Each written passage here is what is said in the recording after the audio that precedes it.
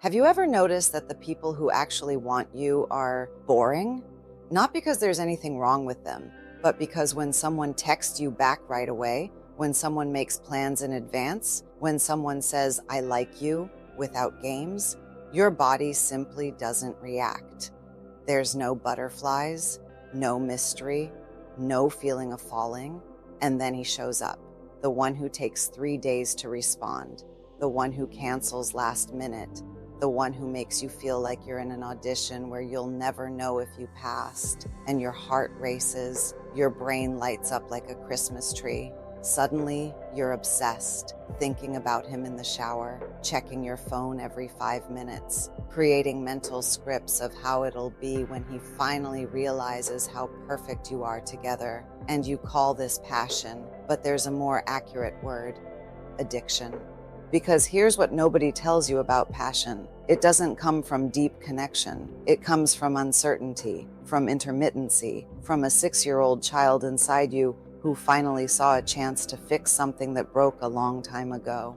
And that child? She never chooses the right people. She always chooses the ones who will confirm exactly what she already believes about herself, that you're not enough. Part 1. The instruction manual you received as a child.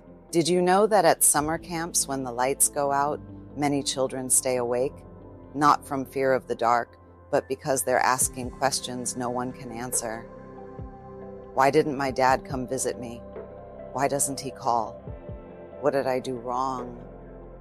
Doesn't he like me?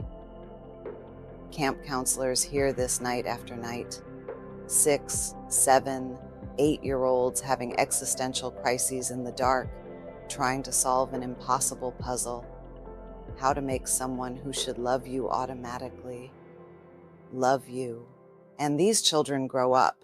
They learn to wear high heels, to do job interviews, to talk about politics at dinner parties.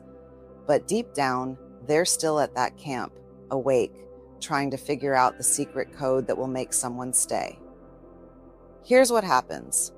When you grow up without consistent love, when love comes and goes, when you have to work for crumbs of attention, your brain creates an algorithm, a pattern. Love as uncertain. Love as something you earn. Love as something you don't automatically deserve but can win if you're good enough, pretty enough, quiet enough. And then you grow up and meet Jake. Jake is kind. Jake texts back. Jake wants to see you Saturday and confirms on Thursday. Jake says you're beautiful and actually seems to believe it, and you feel nothing, because Jake didn't activate the algorithm. He didn't make you work. He didn't make you prove anything. So your brain interprets this as, this isn't love, this is boredom. But then Brandon shows up. Brandon takes his time responding. Brandon says maybe something this weekend, but doesn't confirm. Brandon looks at you sometimes like you're the most interesting thing in the world, and other times like you're invisible. And suddenly, you're in love. Because Brandon activated the algorithm, he took you back to that camp. He recreated the feeling of, if I do everything right this time, he'll stay. You're not in love with Brandon. You're in love with the opportunity to finally fix the story, to finally prove you're worthy of being chosen. But you're not. Not because you're not incredible, but because Brandon will never choose anyone. He's the adult version of that absent father, that inconsistent mother. He's the puzzle you'll never solve, and that's exactly why you can't stop trying. Part 2. Why your brain confuses anxiety with love. Let me tell you about an experiment. They take rats, put them in cages with a lever. When the rat presses the lever, it gets food. Always. Click, food, click, food. The rats are satisfied but not obsessed. Then they change the game. Now when the rat presses the lever, sometimes food comes out, sometimes it doesn't, sometimes a lot, sometimes nothing, completely random. And the rats go crazy. They press the lever compulsively. They ignore food that's available elsewhere. They develop obsessive behaviors. They become addicted not to the food, but to the possibility of food. This is called intermittent reinforcement, and it's exactly what's happening to you. Monday, he ignores you. Tuesday, responds coldly. Wednesday, nothing. Thursday, 3 sweet messages out of nowhere. Friday, invites you out. Saturday, cancels last minute. Sunday, shows up at 2 a.m. saying he missed you. And you, God, you are ecstatic about that Sunday. Those 3 hours compensate for 6 days of nothing. Your body releases dopamine at levels that Jake, with all his consistency and kindness, never managed to trigger. You think, I knew it. I knew he cares. On Monday, when he goes back to ignoring you, you don't get angry. You get motivated. What can I do differently? How can I be more interesting?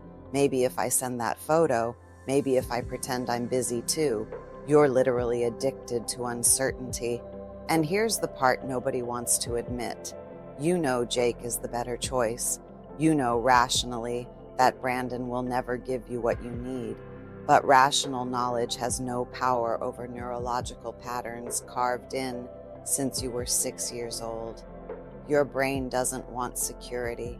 It wants familiarity. And familiarity for you has always been anxiety disguised as love. A woman wrote to me, I moved cities for him. I changed jobs. I stopped talking to my friends because they didn't like him. And after 3 years, he broke up by text saying he was never sure about us. And the question isn't, why did he do that? The question is, why did you stay? Because every 6 months he gave you enough crumbs for you to interpret as progress. Every year he said, I love you once, and you held on to that as evidence for months. You weren't in a relationship. You were in a casino, betting everything you had, hoping that this time, finally, you'd hit the jackpot. Part 3, the test you keep failing. Here's a simple test. Think about the last person you truly fell for. That butterflies in your stomach feeling, the can't stop thinking about them feeling, the feeling that you found your person. Now answer this. Did that person pursue you, or did you pursue them? Did that person plan dates, or did you suggest and wait? Did that person clearly say they wanted you, or did you interpret ambiguous signals as interest? If you're being honest, you know the answer. And now think about that person who clearly liked you, the one who always responded, the one who treated you well, the one your friends loved. Did you feel anything? Probably not. Because there's something deeply broken in how you process attraction. You don't fall in love with people. You fall in love with challenges, with distance, with emotional unavailability disguised as mystery, and the saddest part. You call this having high standards or chemistry, but it's not chemistry, it's trauma. It's your brain saying, this one looks like that first person who hurt me. Finally, a chance to fix it.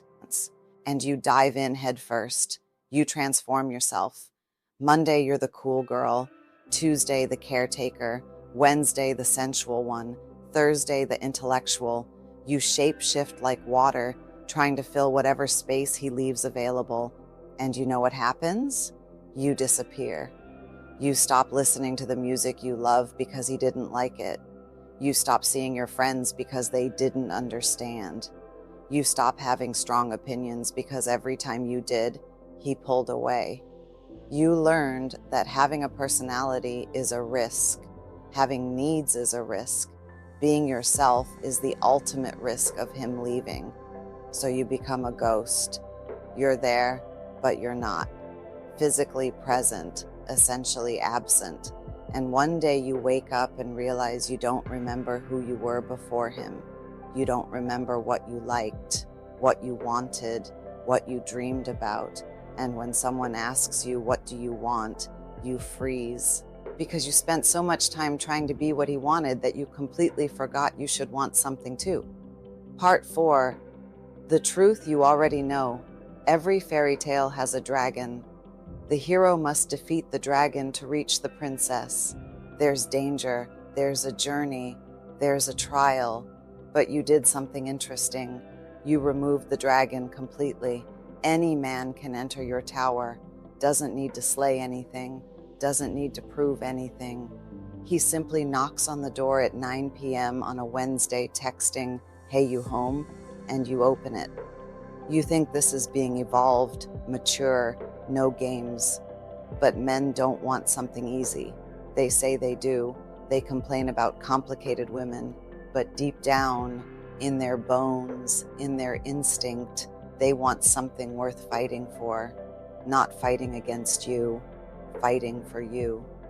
There's an enormous difference between being difficult and being valuable. Being difficult is creating fake drama, pretending you don't care when you do, testing him constantly. Being valuable is knowing what you're worth and simply not accepting less. It's saying, "No, I don't meet up at 9 p.m. on a Wednesday. If you want to see me, you plan a real date." It's saying, "I'm not going to wait 3 days for your response while you decide if I'm worth your time." It's saying, "I'm not going to be your girlfriend of 3 years without commitment. If you're not sure about me by now, I'm sure about you." And you know what's going to happen? Most men will leave, and it's going to hurt. It'll hurt so much you'll want to go back. You'll want to lower your standards just a little bit more. But don't do it. Because the ones who stay, the ones who look at the dragon and think, "She's worth it," those are the men you actually want. Closing. The question only you can answer.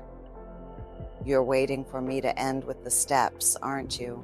The action plan, the formula, how to make the right men want you instead of the wrong ones. But I'm not going to give you that, because the question isn't, how do I make the right people want me? The question is, why do you only fall for people who don't want you? And the answer lies with that 6-year-old child at camp, the one who's still awake asking questions no one answered. Until you answer those questions for her, until you convince that child that she doesn't need to earn love anymore, that she's already worthy, you'll keep choosing Brandon over Jake. You'll keep chasing distance and calling it passion. You'll keep interpreting unavailability as mystery. You'll keep falling for ghosts and ignoring real people. There's a version of you that doesn't need intermittent reinforcement to feel something, who doesn't confuse anxiety with love, who doesn't interpret availability as boring. But getting to her means letting Brandon go. And I know you're not ready for that yet, because the truth is, you prefer the familiar pain of chasing over the terrifying risk of being truly loved. But when you're ready, when you finally get tired of being the rat in the cage pressing the lever, you'll know exactly what to do, because you always knew. You were just pretending you didn't.